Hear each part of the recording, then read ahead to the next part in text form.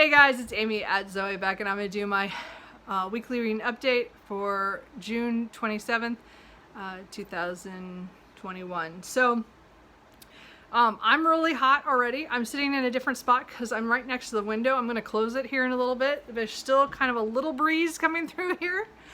Not much. And I got the fan going, so I apologize for the noise, but I can't be without the fan. I'm sorry. It is over 80 degrees in my house.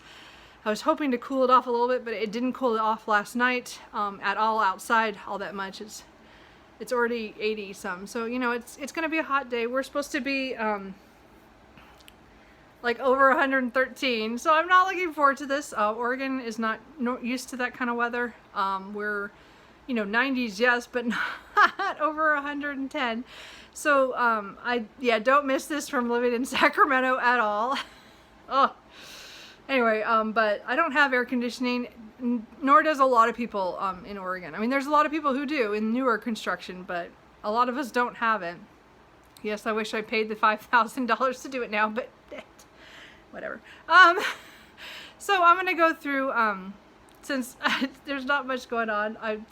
Anyway, I'm hot already. I didn't sleep well, you can tell. Sorry. So we're going to talk about the books that I read this week, the ones I'm in the middle of, and what I think I'm going to read in the next week. I do have a huge stack of DNFs. So let's first just go through the books that I finished, though. So I finished Inferno by Dante. This is the translation by Robert Pinsky. So I've been reading this for the last 2.5 weeks, I think is when I finished this. It took me that long. I didn't expect to. I was hoping to get it done in a week, and it just didn't happen. So this was one of my picks for Ancientsathon that is being put on this month by Jennifer Brooks and Tori at Hufflepuff Discovery, and I'm glad I finally picked this up. I got a lot out of it in seeing stuff that I'd read in other books that are related to this, but I'd never read this, so, or not more than a canto or something in school.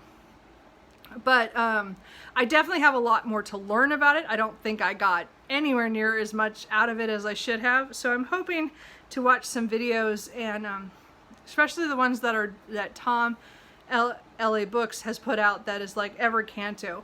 So I might watch a few more of those. I've watched 2, but I might watch a few more of those to get more insight into this, because I mean, I enjoyed it, as in I got some stuff out of it, but I also feel a lot of stuff went over my head. So, but I did read that, and it was, translated from the Italian. So I did read that, and so that was actually my first pick. I kind of joined Translateathon put on by Reija, the book Finch. It was these last 2 weeks. Today is actually the last day of the readathon. So I did actually was reading this for that as well, because I was already reading this translated work. But it was kind of unofficial until I finished it. So anyway, so I kind of did that for 2 readathons, which works out.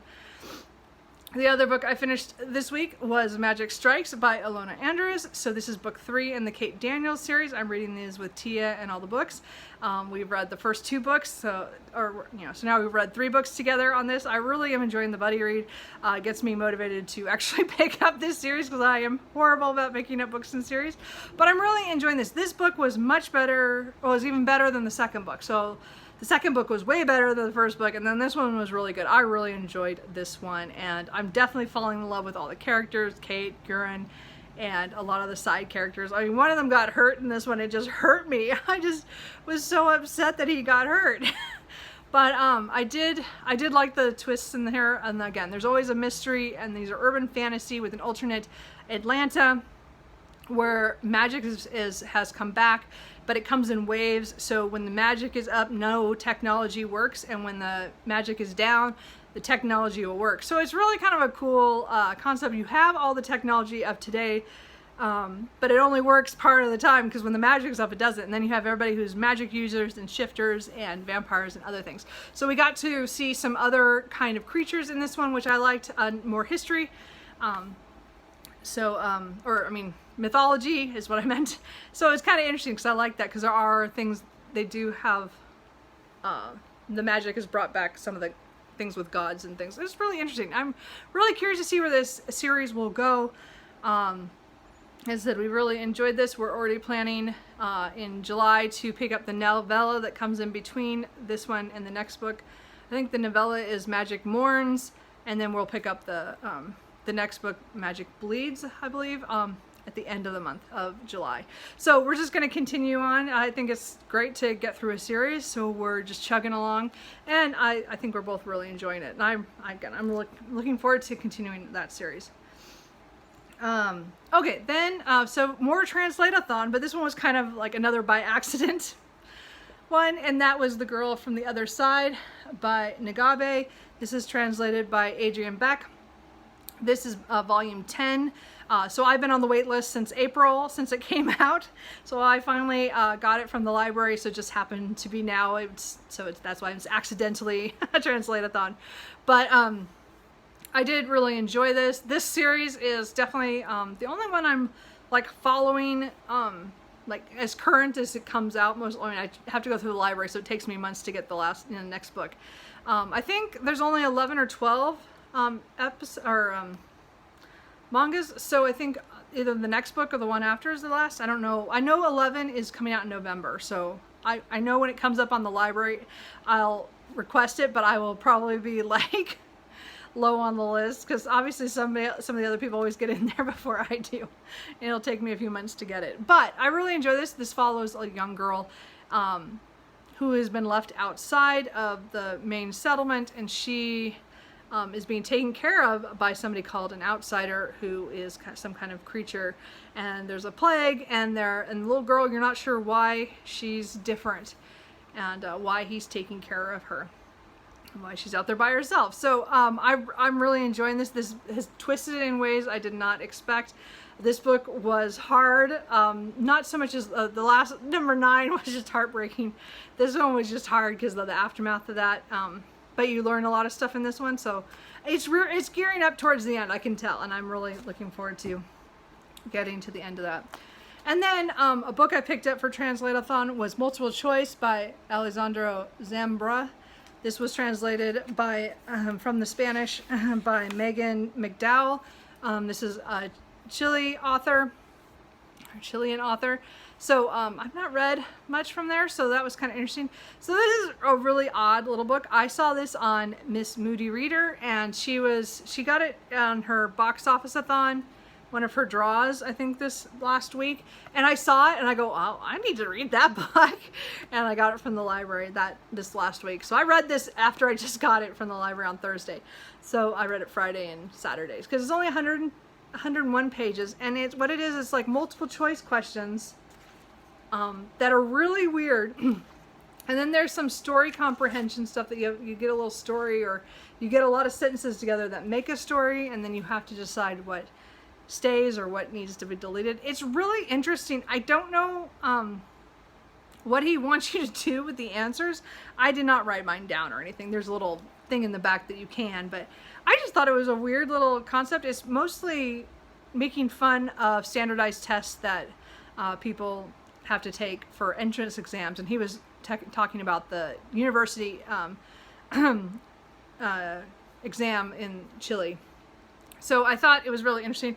I'm glad I read it. It's definitely one of those books that's kind of weird structure, and then you think about things like House of Leaves and some other of those odd kind of books. But it's a really short one, and when she mentioned it, I was like, oh, I want to get that. So I did, and so that was my kind of extra little throw-in that I didn't expect to read this week, but I did. And then I read a couple of other mangas for Translateathon. These ones I meant to pick up. I was trying to do a couple of trying some new ones, and some worked and some failed. So I did try The Promised Neverland by Kayo Chiraya. That's the story, and the art is by Posuka Demezu. This is translated, oops, it's the other way, by Satsuki Yamashita. So this is a book about some children at an orphanage, and it's kind of a weird orphanage where they have like their certain structure. They all have numbers tattooed on the side of their necks, and they take these really weird tests every day for part of their schooling kind of thing. But they're like they're just trying to get high scores or something.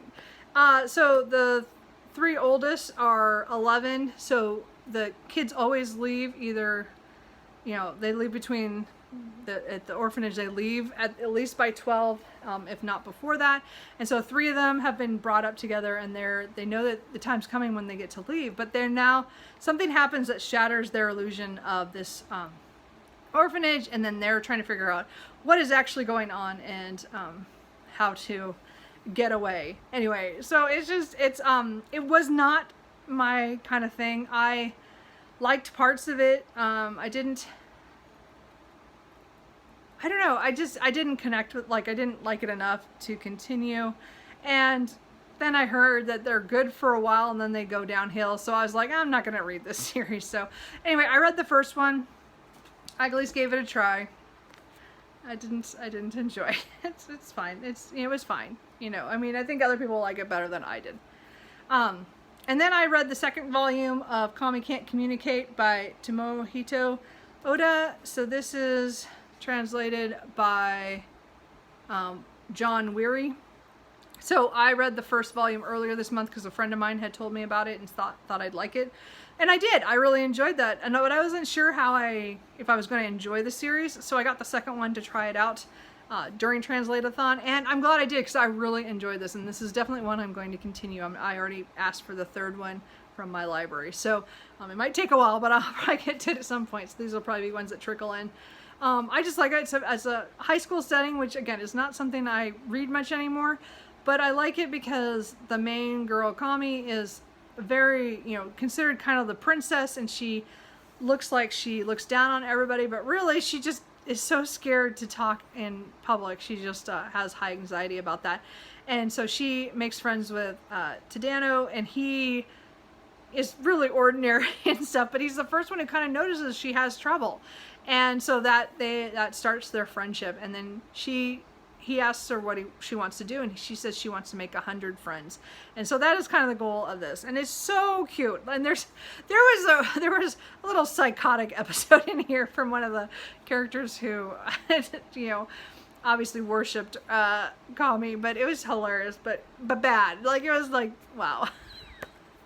Like, don't let that ever happen, like, in real life. But it's a manga, so it's not. Anyway, I'm enjoying these. Anyway, as I said, I'm going to continue those. I like that one. So then, that's all the stuff I finished, which again is not huge, but you know, I got some stuff done. But I also DNF'd a lot of things. So a couple of them are stuff you guys know about, and other stuff is just stuff I tried this week. So I tried Spy X Family by Natsuya Endo. I can't remember, where's the translator? There you go. By Casey Lowe did the translation.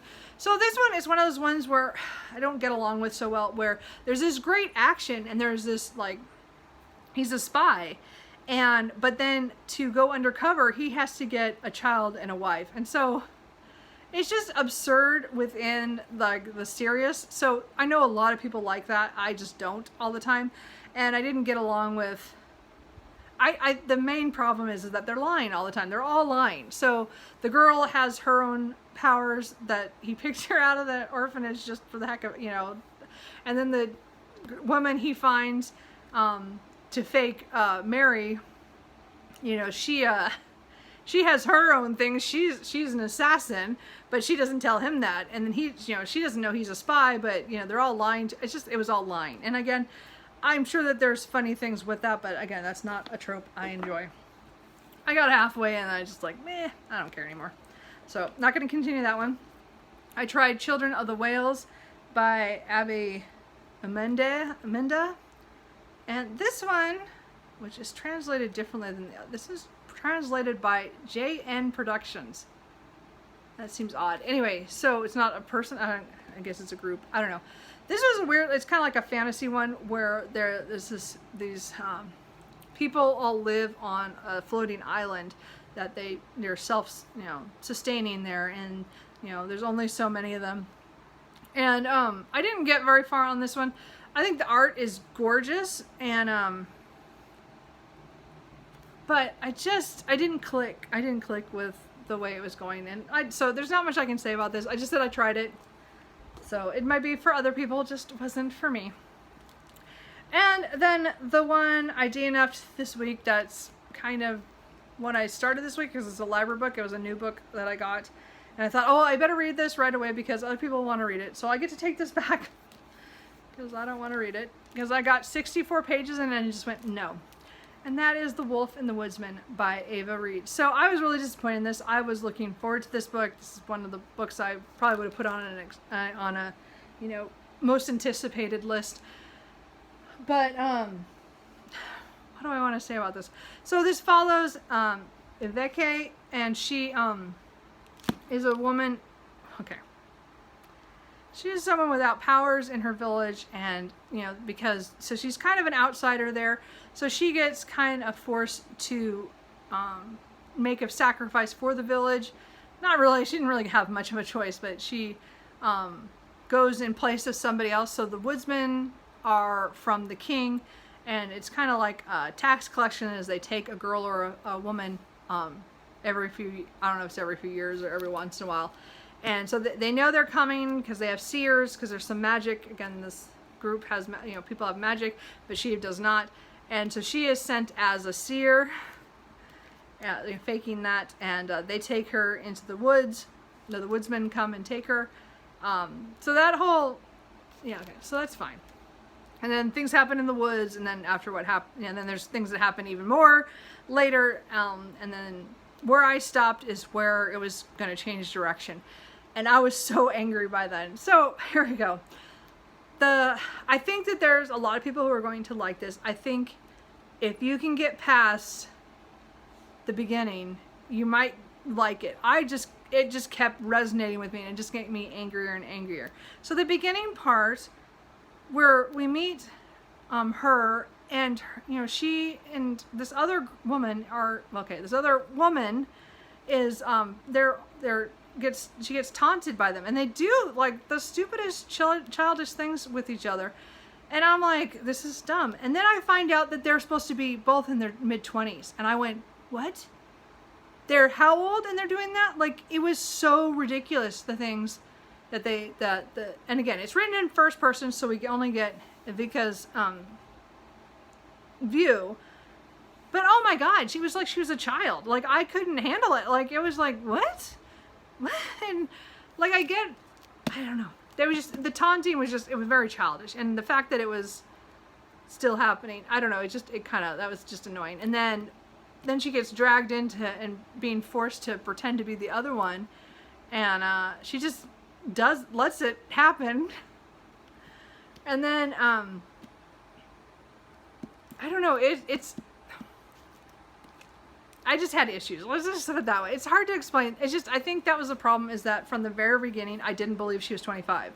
And I didn't believe that she would have gone along with what happened. And then again, later, things were happening. That's why when I got past that part, when she's with the woodsman and all that stuff, that was much more serious and made more sense. But then we get to this next part where she and one of the woodsmen are having conversations about stuff, and he kind of reveals stuff about him, and she reveals, you know, stuff about her, that she is not the seer and stuff. But you know, they just were children. Like, I didn't like it, and the way that they acted and thought, or she thought, and I don't know, I was like, I don't care, and I don't. So this book is going back to the library. I only made it 64 pages. Kind of sad. And then, really quick, I decided to DNF 2 books that have been sitting, that I've been trying to read, and I just don't feel like it. So, Crow Country by Mark Crocker. I still want to read this. Every time I pick it up right now, I don't want to read this. So I'm going to put this back on my shelf, partially read. So technically it'll still be on my currently reading, but it's not going to be an active currently reading. I'm just going to put it away because it's just sitting here on my couch and just taking up space. And I throw a lot of things on my couch. I had to move stuff so I could sit here to do this video. And then I'm going to, I think I'm going to put this back on my shelf for at least a while, is The First Sister by Lyndon A. Lewis. This is the sci-fi that I picked up as one of my spins that I did at on my TBR. I think it was my April? No, it was my May.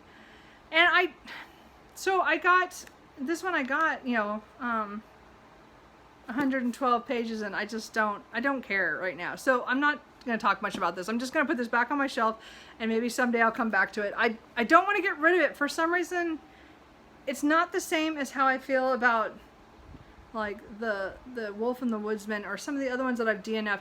I really, like, there's things about it I really want to know and I want to read. It's just, there's one perspective that I really don't want to read. And I think mostly my problem with that book is that the 3 perspectives that we get are all in first person. And I think that really throws me off. Or not throws me, but I just don't like it. I like first person in urban fantasies. And I gotta tell you guys, I really don't like it in most other things other than my memoirs or like, something nonfiction like that. But in other novels, I want third person. I don't know what it is about urban fantasies in first person are perfect. Like, that is to me an urban fantasy. That is the way I want it read. That's the way I want the world to be seen, from one person's eyes. But in a lot of other books, I don't like just the one perspective. I like third person. I like more an omniscient. I like to be seeing things, I don't know, from other people's perspectives. I don't know. There's just something about it. Anyway, so I'm having a lot of trouble with a lot of books recently have been coming out with first person in fantasy that or science fiction, and I don't like it. I admit it.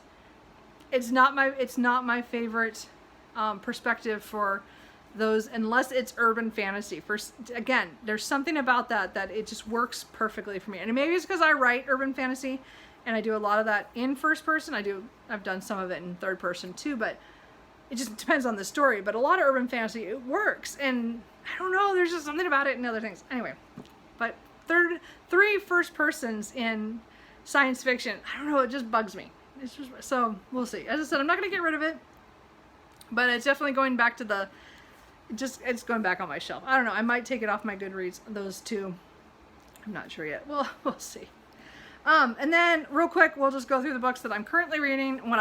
This is what I'm hoping to read some of these this week, because Jane Austen July starts on Thursday and I'm not ready because I have so many books I'm in the middle of. I'm still reading The Sun in the Morning by MMK, my early years in India and England. So this is a memoir. I am still just about halfway, just a little under halfway. I kind of stopped this last week. I just was not in the space to read this. I'm hoping to pick this back up today and read some, try to get farther into it. I was hoping to finish it by the end of the month, but it's not going to happen, I don't think. I think it's going to go into July. I am reading that with Kate Howe and a few other people, but we're very loosely reading it, so there's no real reading schedule. And so I don't know where anybody else is on it right now. I think some people were reading it really fast and others were behind me before, but now I'm probably behind everybody else. I don't know. We'll see. I did start an audiobook this week. I started my reread of 7 Surrenders by Ada Palmer. I forgot the audiobook narrator. Sorry. It was our writer something. I'm sorry. I'll have it next time. But, I mean, I'm enjoying it. It's not as good as the first narrator in the first book in the series, which is Too Like the Lightning. God, I love that book. And the narration was really well done for my reread. But this I'm getting used to him. And so I did read it for the first couple days of the week, and then I got away from it this weekend. So I'm hoping next weekend I'll start again. So I got about 150 pages in on about 380. So, I still have like 6 hours left on my audiobook, I think, or a little bit more than that. This is a sci-fi utopian going towards dystopian kind of thing. We're following a world 300 years in the future where there are no wars, there are no countries anymore. There are now, everybody belongs to hives, or they don't belong to hive, but most people belong to a hive, and there are 7 major hives, and they all have different things that they focus on and the people that they live with, and the people live in groups like a family, like found family kind of. So there's their Bosch, and they're very dedicated to those people in their Bosch, and and their hive. And so instead of countries, there's these big hives, and so we meet a lot of the leaders from all these hives. We meet the people in a Bosch who watch over the Oh, the cars that fly in the air, they have their transit system. They're in charge of watching that. So we get something that happens there that kind of affects everything in the world, as well as all the main leaders and how they're reacting to that. And then we follow, and the narrator of this is Mycroft Canner, who is is very connected to everybody with his own past and reasons for that, which again come clear in this book, because I'd forgotten a lot of reasons of why. But we know he's a criminal of some sort in the beginning. I just love him, and you shouldn't. You really, really shouldn't. But there's so much about Mycroft I love, and he is one of my favorite characters of all time. And it's again, so I've read the first 3 books. I'm rereading them and being ready for book number 4, which is coming out in October. Perhaps the Stars. So I read all these as they came out. I think the first one was 2016, and then this was 17, and then the Will to Battle was 18, and then it took her a long time to finish it because she had medical issues. So I'm so glad that the 4th book is finally coming out. I hear it's huge. I am on the list. I'm hoping the library is going to get it so I can get it, because I don't want to, I buy them in paperback. I don't buy the hardbacks, but I am so looking forward to it. So I'm listening to the audiobooks this year to prepare myself for, and then I'll read the 4th book. So anyway, I'm so glad I restarted this. I started the audiobook of this, so I'll get back to it. I just took a couple of days break right now, and I will do that. So I'm so loving that. And then I have 3 books that I started. Again, as I said, I'm starting too many books. I'm not focused at all. So what I'm hoping this week I can, it's going to be so hot. I don't know what I'm going to do. So we'll just talk about the books that I started this week. I did start The Lost Queen by Signum Pike. So this is the first book in her Lost Queen trilogy. I think only 2 of them are out right now. The 3rd one's coming out like in a couple of years. So I have time to get to this series. This follows, how she said? Langorith. Langorith is our main character. She is 10 years old at the beginning of this story, and they live in northern England, Scotland, like in that cross area. I'm not sure actually which side there, where she actually is. Her father is one of the lesser kings or something to a bigger, one who has more property.